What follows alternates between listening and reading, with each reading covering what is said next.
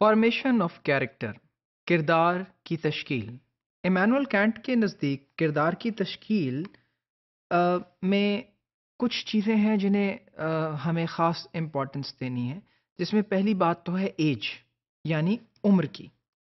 सो character formation जो है वो एक अर्ली एज से शुरू हो जाती है और शुरू हो जानी चाहिए, ये कैंट का ख्याल था। और फिर character development should be based on categorical imperatives और मैक्सिम्स। तो देखिए, दो बातें हमने यहाँ देखी। नंबर एक तो उम्र, जो कि अर्ली एज है, और नंबर दो मैक्सिम्स पे बेस्ड होना चाहिए, यानी वो मैक्सिम्स जो कि असूल हैं, जो कि बच्चों के अंदर खुद ब खुद पैदा होते हैं।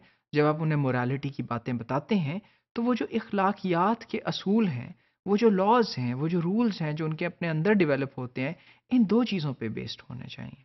सो early age and then should be based on maxims. Character formation in accordance with school Maxim's.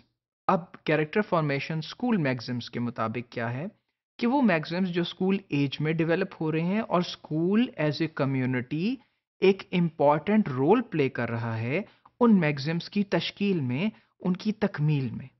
तो देखिए, यहाँ हम ये देखते हैं कि एक इम्पॉर्टेंस एम्फेसिस जो है वो स्कूल के ऊपर आ गया कि स्कूल यानी आपकी जो दरसगाह है, वो बहुत इम्पॉर्टेंट है आपके अंदर उन कवानीन को पैदा करने के लिए। और जब वो कवानीन आपके अंदर स्कूल में डेवलप हो जाएं, बच्चों में डेवलप हो जाएं, तो फिर लाइफ मैक्सिम्स यानी मुआशरे के लिए आप तैयार हो जाते हैं एक खूबसूरत तरीके से, खूबसूरत अंदाज से, जहां आप एक पीसफुल इंसान के तौर पे एक्ट करते हैं और एनलाइटनमेंट की तरफ जाते हैं। यानी स्कूल दूसरे लफ्ज़ों में एक एम्ब्रियोनिक कम्युनिटी है।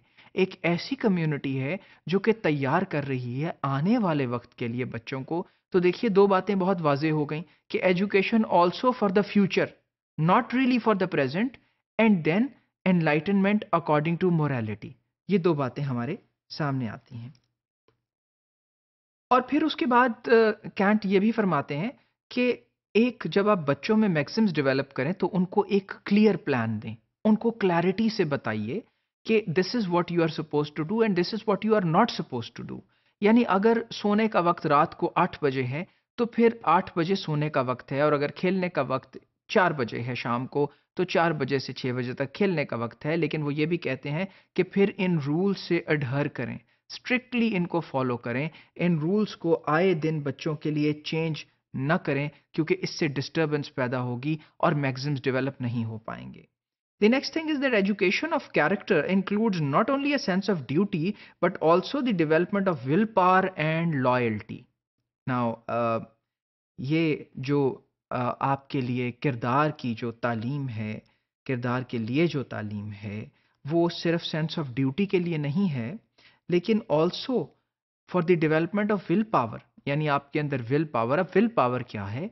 एक आपके अंदर जो अज़्म है, एक आपके अंदर जो क़ुव्वत है, कुछ चीज़ों को हासिल कर लेने की, कुछ चीज़ों को रेज़िस्ट करने की, कुछ चीज़ों को ना लेने की, ये दोनों चीज़ें मोरल एजुकेशन पैदा करती है। और लॉयल्टी, लॉयल्टी का मतलब वफ़ादारी, अपने कॉज़ के साथ, अपनी उन चीज़ों के साथ, अपनी उस थिंकिंग के साथ जिससे आप वफ़ा करते हैं, यानी उसके ऊपर चलना चाहते हैं। सो एक इस वक़्त बात एक शख्स के एक रास्ते पे चलने की हो रही है कि वो शख्स कितना कामिल है, कितना यकीन है उसे अपनी सोच के ऊपर, और वो उस सोच के साथ कितना वफ़ादार है। And then we must form in children the character of a child and not the character of a citizen. ये एक बहुत ज़रूरी बात यहाँ हमें कैंट बताते हैं कि कैरेक्टर ऑफ अ चाइल्ड, अब बच्चे का कैरेक्टर है, जबकि एक सिटीजन का कैरेक्टर एक एडल्ट का कैरेक्टर है। तो उनका ये कहना है कि बच्चों की कैरेक्टर डेवलपमेंट करें, उनसे ये एक्सपेक्ट ना करें कि वो एडल्ट की तरह डेवलप करके बिहेव करेंगे या एडल्ट सिटीजन्स की तरह करेंगे, और ना ही ऐसी कोशिश करें।